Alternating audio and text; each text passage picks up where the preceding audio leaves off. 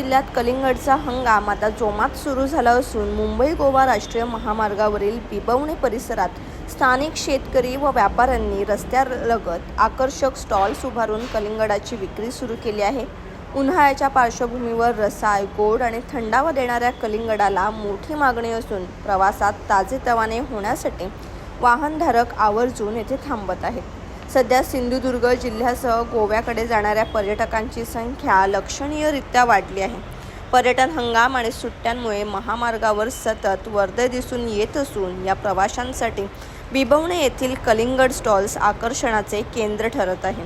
स्थानिक शेतकऱ्यांनी पिकवलेली ताजी, नैसर्गिक आणि चविष्ट कलिंगडे थेट ग्राहकांपर्यंत पोहोचवत असल्याने विक्रीत चांगली वाढ झाली आहे। या हंगामामुळे स्थानिकांना अतिरिक्त रोजगाराची संधी मिळत असून शेतकऱ्यांच्या उत्पन्नातही भर पडत आहे। प्रवाशांकडून मिळणारा सकारात्मक प्रतिसाद पाहता येत्या काही दिवसांत कलिंगड विक्रीत आणखी वाढ होण्याची शक्यता स्थानिक विक्रेत्यांनी व्यक्त केली आहे। सध्या कलिंगडचा दर म्हणून सांगायचं म्हणजे 35 ते 40 रुपये किलो प्रमाणे विकतो आहे।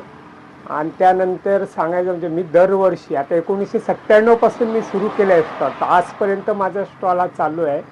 काय आता पहिलं म्हणजे स्टार्टिंगला मी स्टॉल लावतो पहिला, म्हणजे मी प्रयत्न करतो। आणि माझे सांगायचा उद्देश म्हणजे माझा एकच बागेचा एक माणूस आहे बागोला, ते 1997 पासून उमेश राऊळ पाट इथला मराळवाडी इथले आहेत, त्यांचे मी आजपर्यंत मी घेऊन येतोय ते कलिंगड।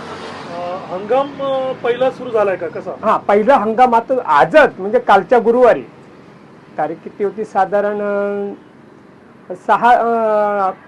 11 तारीखला चालू केलं आहे मी ते हंगाम।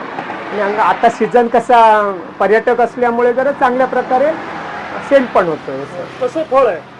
फळ यावर्षी तर उत्कृष्ट फळ आहे। सांगायचं गेलं तर मोठ्यात मोठं फळ म्हणजे 11 किलोपर्यंत मला भेटलेलं आहे काय, आणि सरासरी छोट्या म्हणजे 4 किलो फळ आहे असं आहे। तुमचं नाव? माझं नाव संतोष सहदेव देऊलकर।